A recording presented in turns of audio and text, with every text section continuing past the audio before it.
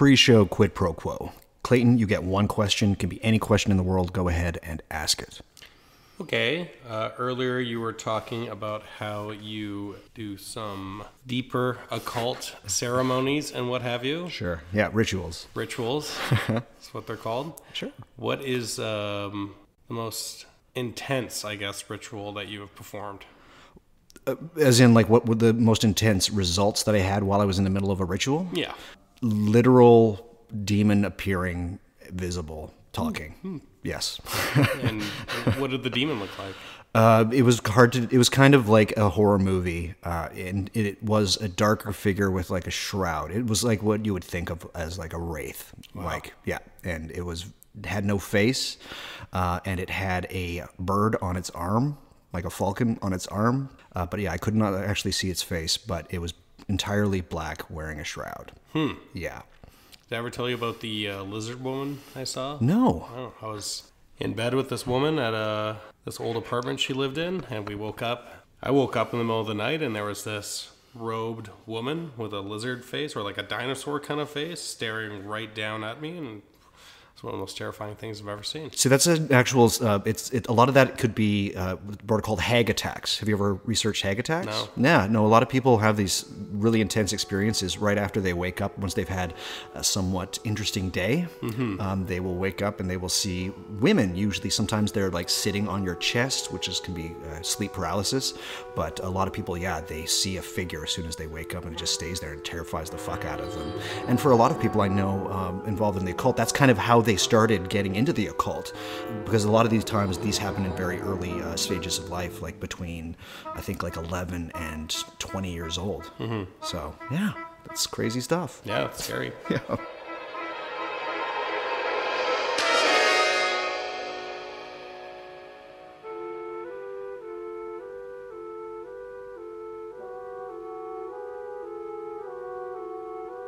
Hey everybody, welcome to What Magic Is This, a podcast that would like to warn you now about all the upcoming jokes about perfect vision which will inevitably occur next year. Ha ha ha. Thanks, guys. Thanks.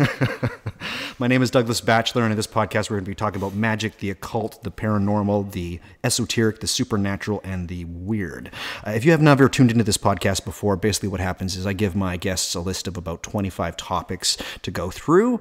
They get to pick one, and then we meet up and we record a episode about that topic. And I am joined by a very wonderful guest here. His name is Clayton. How are you, Clayton? I'm very well. How are you? Very good. Clayton, I've known you for almost 15 years. I think we met in 2005. Was when I first met you. 2005, 2006. So Clay is actually, of all the people that I've had on the podcast, is actually my oldest friend. And we're recording this podcast in not the usual Toronto, Ontario, but in Edmonton, Alberta. I'm here for the holidays. He's here for the holidays. And we decided to meet up and do an episode. So this is a wonderful moment. Thank you so much for being here. You're very welcome. It makes sense to do this podcast from the Hellmouth of Canada.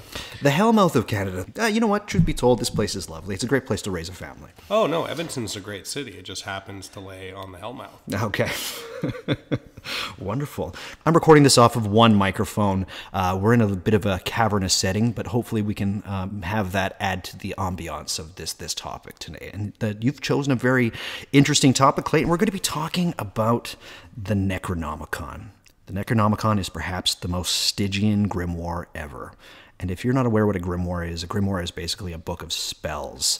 It comes from the Latin root grammare, which is anything written in Latin, but it also means grammar, basically. It is a book of terrifying and loathsome spells, as well as a horrifying account of evil deities. This tome contains the means for summoning these deities. To most occultists, it is an unabashedly evil book. To some occultists, it is a book of possibilities. So let's get into the history of the Necronomicon, and it's a somewhat short history. We actually don't know too much about this book, and Many debates occur as to what the name Necronomicon means. To most, it means Book of Dead Names. To some, it's also Knower of the Law of the Dead.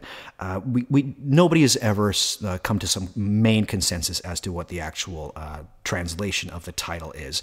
There are only 5 copies that we know of to exist in the world. There's one in the British Museum, of course. There's one in the Bibliothèque Nationale de France. Strangely enough, there's 2 copies in Massachusetts, one in the Widner Library at Harvard and one at Miskatonic University. And there's also a copy in the University of Buenos Aires in Argentina. Here's basically what we know about the history of it. It actually came from Arabia, which is a large area of land, but it was called the Al-Azif. It was first written in the 9th century by the half-mad Arab by the name of Abdul Alhazred. Not much is known about Abdul, save for that he traveled or wandered a lot, many places around the Middle East and Northern Africa, specifically Egypt and Yemen. Eventually, he settled down and wrote about the Al-Azif in Damascus. And apparently he died in mysterious circumstances, as many people back in the 9th century did.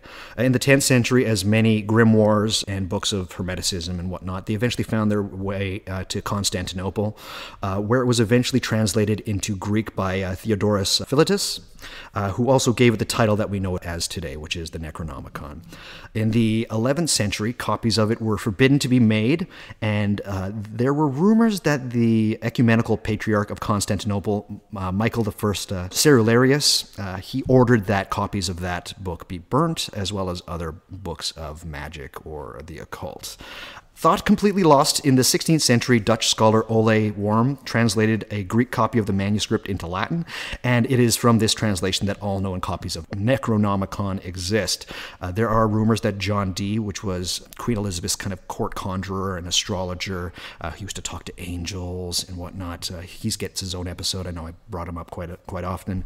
He translated a portion from the Latin into English, but like much of his work, although we have quite a bit of it, a lot of it has been lost.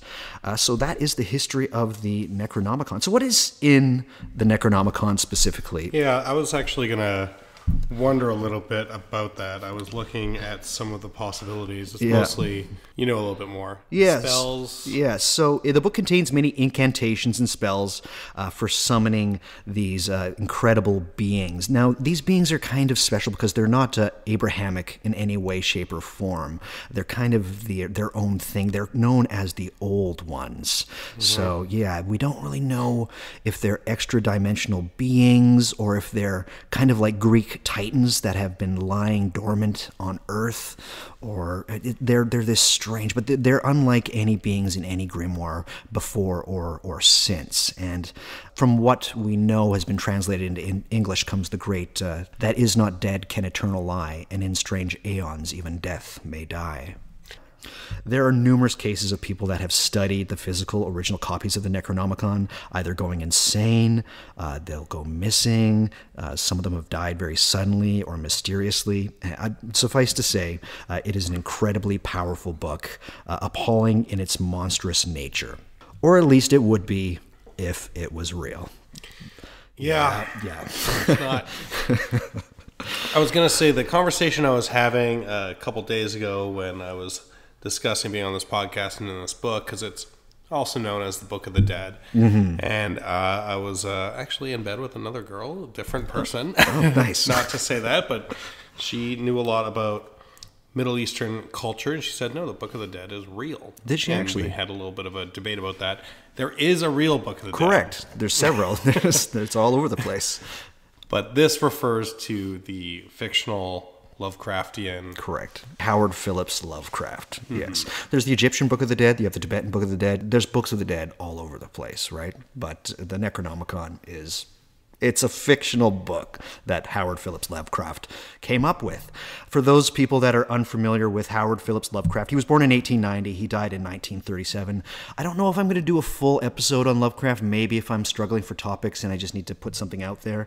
But what I want people to understand about Howard Phillips Lovecraft is that he was a born writer. He was very good. He's extremely influential now, but he was unknown in his life. While he was alive, he was not popular in any way. He gave most of his stories to magazines, like Weird Tales, I believe, is one of them. Mm-hmm. And He lived very hand to mouth, but he loved writing. That's what's kind of cool about Lovecraft, even to his own detriment. When he was dying of cancer, he wouldn't eat because he would save his money, because he lived very poor. He would save his money so he could have postage stamps to send to his friends. That's just all he wanted to do. And but after he passed away, his work has just grown exceptionally. And nowadays, when people talk about horror literature, it's like Stephen King and Lovecraft. Like, those are the two people that I think most people know of now. As far as the Necronomicon is concerned with Lovecraft, he himself said it was purely imaginary.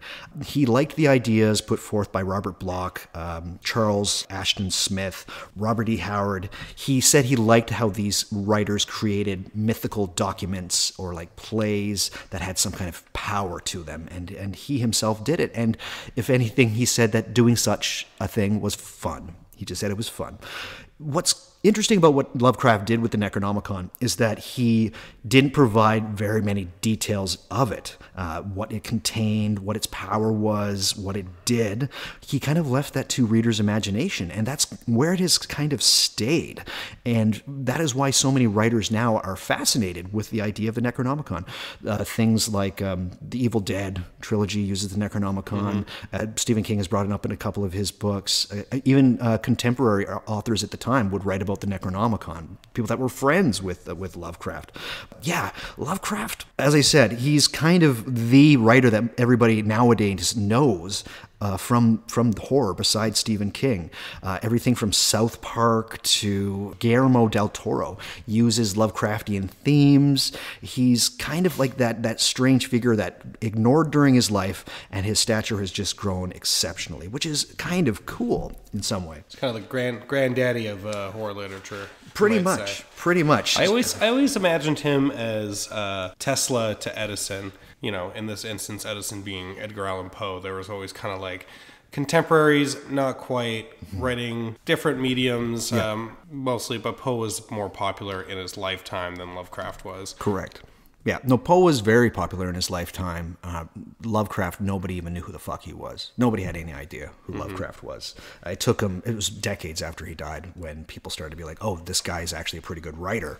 We should probably find out more about his works. Suffice to say that the name Necronomicon belonged to Lovecraft until about 1977. And a book called The Necronomicon was published, and it was put for people to buy. It didn't really pick up steam until 1980 when Avon Publishing released a paperback edition. It just says Necronomicon on the cover and on the spine. And I'm going to tell a little anecdote. I was a huge horror movie fan when I was in grade 9 and 10, and I had a friend, and he told me, hey, Doug, you like The Evil Dead? You like Evil Dead 2, Dead by Dawn? You like Army of Darkness? I was like, yeah, those are my favorite horror movies. Like, absolutely my favorite horror movies. He said, do you know the Necronomicon is real? I went, what? What the fuck are you talking about? He's like, yeah, dude, it's real. Just go to your local bookstore. They'll have a copy of it. I was like, what the hell are you talking about? And then the next day, he actually brought his copy of the Necronomicon, and it blew my mind. It was like, oh, and it's got this weird sigil on the cover. And again, no author listed, just the word Necronomicon and a little blurb on the back. Whose skin did he use to bind it? It was just, there was the Avon Publishing. It was just a paperback, unfortunately, in this instance. Right.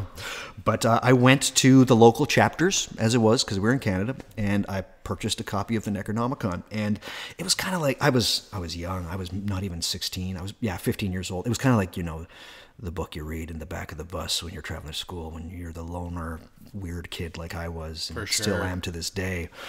It looks kind of nefarious, again, with the weird sigils and stuff like that. But this book specifically is called the Simonomicon because it doesn't have an author, but there is, the first 80 pages of the book talks about the trials of the mad Arab Abdul Alhazred and how he was always trying to stave off going insane, and he was keeping all of these deities at bay.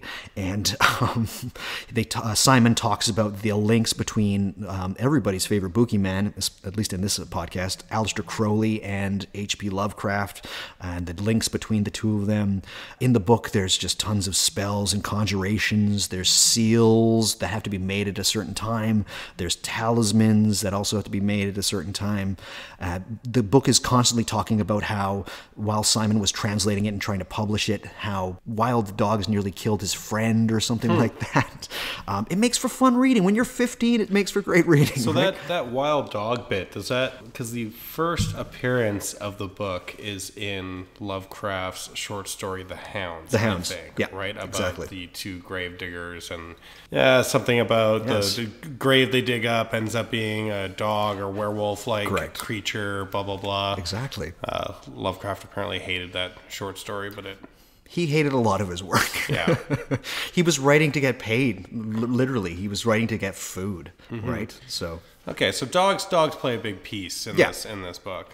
At least, yes, at least. And if you do read the Simonomicon, it's kind of interesting in this respect. But yeah, he just talks about the trials and the tribulations of trying to translate the Necronomicon, and it says that it is actually the real Necronomicon. Like, this is what Lovecraft had. Like, I need Simon really states his case. Like, this is real.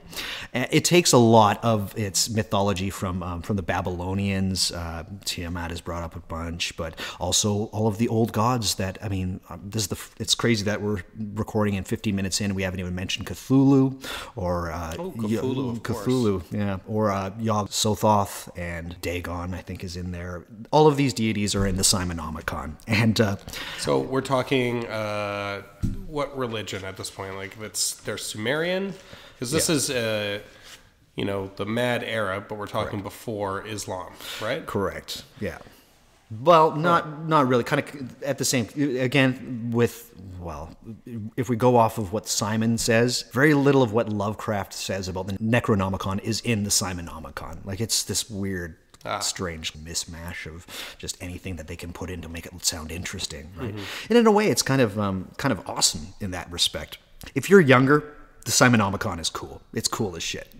Again, it's that book that you would keep and should hide from people if you're reading it. And if you were caught with a Necronomicon, who knows? Somebody might think you're a Satanist or something like that. Anyways, it is an elaborate hoax, but it is very well constructed. It looks like a book of magic. And to be able to buy a book of magic in just any old bookstore is indeed like a really cool thing. We should have looked for that, because we were actually in a very nice bookstore in Edmonton. Shout out to maybe just called Edmonton Bookstore. It's called the Edmonton Bookshop. Edmonton Bookshop on White Avenue. It wasn't there. I was there. I went there not too long ago. There wasn't a copy. I actually, I'm staying at my aunt and uncle's house, and my uncle had a copy of it. Oh, he did? He did. Yeah. Interesting. Yeah. That makes sense. The Simonomicon. I tried looking. I think after he passed away, I think they got rid of a lot of his books, and that was one of the ones to go. But yeah, it's one of those bookshops that just keeps going and has that old book smell. That old book smell. It's got everything. Don't shop at Amazon, everybody. Please go to your local bookstore. One problem, though, with the Necronomicon, specifically the Simonomicon, is that it has appeared on the bookshelves of a lot of murderers, real-life murderers. I believe it was used in a court case a couple of times when somebody said that the murders themselves were rituals. So It has that going for it. Great. Now we're getting into true crime, and I see your podcast ratings they're going through the roof as long as I start talking about murders. So actually, that's from here on in. I'm just gonna talk about murders and the occult. True crime, actually. That's right. In the 80s and 90s, there was a thing called chaos magic, and what it was, this is a Cole's notes, is they tried to get back to the basics as to what magic is, and a lot of it was influenced by Austin Osman Spare and how belief can help in creating magical efficacy. And Lovecraft became sexy for a period of time in the 80s and the 90s because his mythology, specifically the Cthulhu mythos, and it seems somehow a complete package. And because the chaos magicians, like, we work with belief, so we can believe in anything, even things that are fiction. Let's give it a shot. And they wondered if they could summon these eldritch horrors and whatnot of H.P. Lovecraft. I'm going to specifically talk about a book by Phil Hine called Pseudonomicon. It's a pretty okay book, but he goes through how to conjure some of Lovecraft's deities. That's interesting. A bit before this, though, there was a gentleman by the name of Kenneth Grant. Kenneth Grant is both blessed and cursed at being at the right place at the right time. He was one of Aleister Crowley's last friends, so he has a lot of stories for the last couple of years of Aleister Crowley's life, and he was also friends with Austin Osman Spare. So those two guys are probably considered the biggest occultists of the 20th century, and Kenneth Grant knew both of them. Kenneth Grant was convinced that Lovecraft, because a lot of what Lovecraft created, especially the Cthulhu mythos, he said that he got them in dreams. And Grant was convinced that the deities that Aleister Crowley talked to were the same deities that Lovecraft dreamt of, and that they were all part of the same thing, that he could tap into the Akashic records. And Kenneth Grant basically came up with a whole, I would say, ceremonial ritual paradigm around Crowley, Eastern mysticism, Lovecraft, and the Ordo Templi Orientis. It was called Typhonian Ordo Templi Orientis. Kenneth Grant is going to get his own episode because he can't not have his own episode. Grant is a very divisive figure within occultism. He's a very strange guy, and what he talks about is very dark and all over the place. If it's interesting to you guys, I would suggest before you dive into that, I'm going to mention a book at the end of the episode that kind of puts things into some very good context. So let's talk a bit now about using fiction for magic. So let's talk about specifically the Necronomicon as a real grimoire. So it has been pointed out by several writers that it is about as real as the Lesser Key of Solomon or the 6th and 7th Book of Moses, in the way that it is kind of stitching together material from previous sources and putting them together and making something out of it. That kind of is the grimoire tradition. In a book called Grimoires, which is a great book, and it's a book that every person interested in magic or the occult needs to read. The author of that book is Owen Davies. He says it is their falsity that makes them genuine. And in this instance, I'd say that the Necronomicon is a definite book of magic. It's interesting. It's got a story behind it. You can kind of see how it all comes together. And in that way, it's an essential book. I can't shit all over it. It's definitely false. And Simon has released, I think, 2 books since releasing that, basically saying like, no, you're all wrong. It is real. Like, no, this is definitely a real thing. And nobody's buying it. Truth be told, they get a bit of flack because of the fact that they're accused of basically cashing in on people's interest of H.P. Lovecraft. And people are just making bucket loads of money off of something that doesn't exist to try and tell people that it is real. Have I used the Necronomicon for magic? Personally, no. I don't know of anybody who has. There are people in some occult forums that say that they've done some stuff with it to like negative effects. Like everything that Simon warns you about in the beginning of the book, it actually happens, man. Like just stay away from it. It's terrible magic anyways.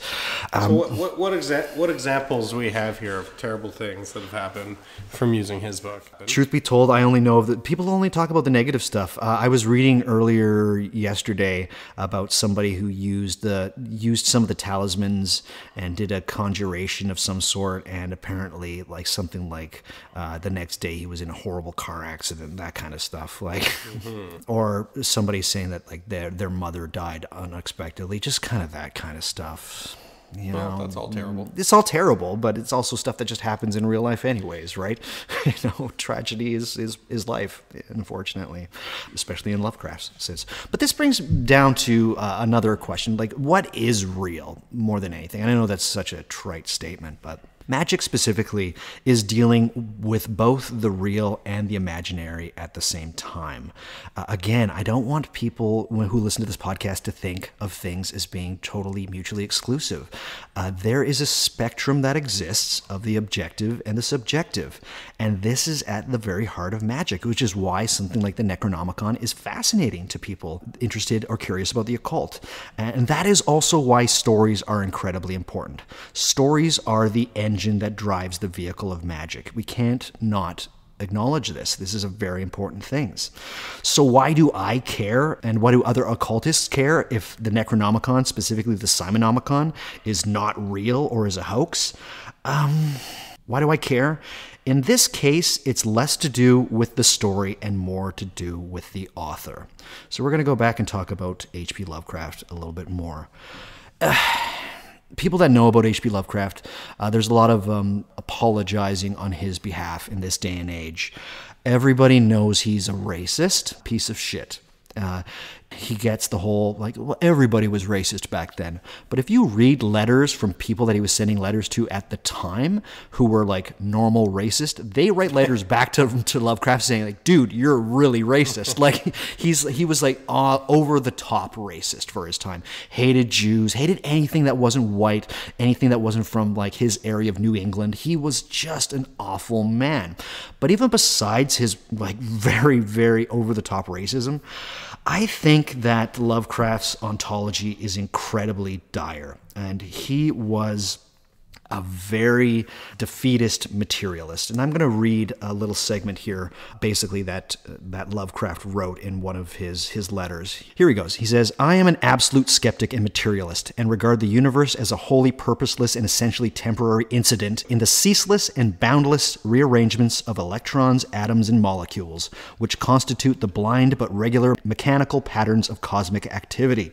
Nothing really matters, and the only thing for a person to do is to take the artificial and traditional values he finds around him and pretend they are real, in order to retain that illusion of significance in life, which gives to human events their apparent motivation and semblance of interest." He sounds like a really fun guy, huh? He does. Yeah, he sounds like the kind of guy you'd just like to have and, just have coffee with it at a Starbucks or a second cup. I feel like you, from what I know of you in our long friendship, you do share a lot of things with him, not the racist stuff, obviously. You're a very liberal and caring, unselfish person. Yeah, thank you. But in terms of not believing in what's real or searching for something else that's out there that's not tied to religion or science, you share those aspects with them, at least. Well, here's the thing, though, is that Lovecraft, I'm not going to say you're wrong, but Lovecraft was purely science-based. Like, he was an amateur astrologer. He saw the cosmos as, like, that's it. Like, this is it. This is everything. But what's strange and what's kind of hypocritical of what he did is that he wrote about these crazy beings. And there's a reason for that, because I think that is the key to Lovecraft's popularity, is that his idea that it is all meaningless is a very 20th century attitude. We have been told constantly that, hey, guess what? This is it. You only live once. Once you're dead, you go in the ground, worms eat you, there's nothing else. For Lovecraft, the fear that there was something more, that's where his horror comes from. The idea that maybe he might be wrong and that perhaps there might be something else, that's where the Cthulhu mythos comes from. And that's what's scariest to him. Again, he's quoted with saying that there is one base emotion or attitude that human beings have, and that is fear. And the biggest fear is a fear of the unknown. Mm-hmm. And so that's why I think Lovecraft, especially in the 20th century, is how he became so popular, is because his fear comes from, what if this isn't it? What if this material universe that we've been constantly talking about is wrong in some way? What do you think would have been Lovecraft's favorite contemporary film? Lovecraft's favorite contemporary film? Death Wish. Death Wish. Yeah. I'm going with The Matrix. Really? But no, I think he would have loved Death Wish. Yeah, Death Wish 1, probably Death Wish 2. Just really? Because, well, it's just like anybody who's not white gets killed because they're all a bad guy. That aspect of it. Yeah. So, I mean, I might get some hate mail for that, but who knows? But to get back to the fact that the more that we know about the universe, the more meaningless it becomes. This was the fear that H.P. Lovecraft amplified in almost all of his work. And I think this is a terrible cosmology for magic, and also a terrible ontology for anybody, really, to live a life that is just entirely meaningless. But this is the seemingly dominant one. And maybe, hopefully, with things like this podcast, that'll start to go away. I've said it before. We're seeing a new vanguard of people trying to see, like, there's stuff that science can't explain. Maybe we should investigate. I think we're going to see the word maybe used a bit more, not I can't see it, it can't be measured, therefore it doesn't exist, or it's an illusion, or it's just people making this shit up. So, also, if you have to use fiction for magic, I mean, there's way better examples. I mean, just off the top of my head, Neil Gaiman, he's got the Sandman books. There's almost like an entire, you could probably come up with a really cool magical paradigm of surrounding that. Terry Pratchett's got Discworld. You know, those are some good examples. But even besides that, I say make your own. Like if you want your own fictional universe, make it something interesting. Make it something, you know, delicious. Write your own fiction, create your own gods. Do that. You don't have to rely off of some early 20th century nobody. I get why Howard Phillips Lovecraft is attractive and why something like the Necronomicon is mysterious. But what I think you need to know about all of this is that Lovecraft was a terribly broken man. There are better places to find mystery and meaning on your journey than him. He is probably the worst place to start for magic. Anything related to Lovecraft. Don't even consider it. As interesting and as sexy as it seems, it's very dark, very defeatist, and seemingly it's a product of its own time, a product of a mind that was incredibly racist and incredibly defeatist. Don't start there. So I say, the Necronomicon, guys, keep it as a curiosity. That's it. keep it there. Keep it as kind of on the background. For people interested and want to know a little bit more about the Necronomicon, you have to read a book called The Necronomicon Files. It was co-authored by John Gauntz III and a guy called Daniel Harms, who's a bit of a hero of mine. He's released several grimoires, the Book of Oberon and of Angels, Demons, and Spirits. He's a librarian, and he really gets this kind of stuff. In the book, it just goes through why the Necronomicon is fake, but also why the idea of a fake book is still an important one. Other than that, read some Lovecraft. Really, he's not a bad writer. There's a reason that he's popular. Don't go crazy. You literally need 2 books, everybody, and it's called I believe it's called The New Annotated Lovecraft by Leslie Klinger.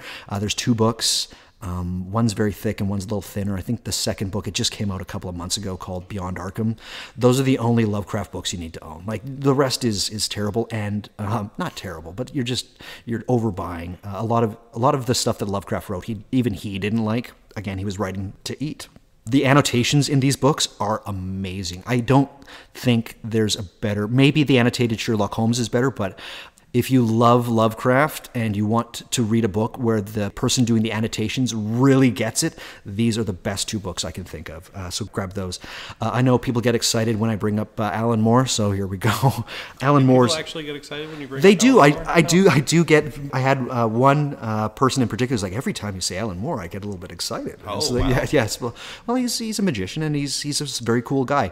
Moore absolutely loves H.P. Lovecraft, but he also realizes everything that's wrong with Lovecraft. He's got 3 things you can get. He's got a comic called The Courtyard, followed by Neonomicon, and a really great series called Providence.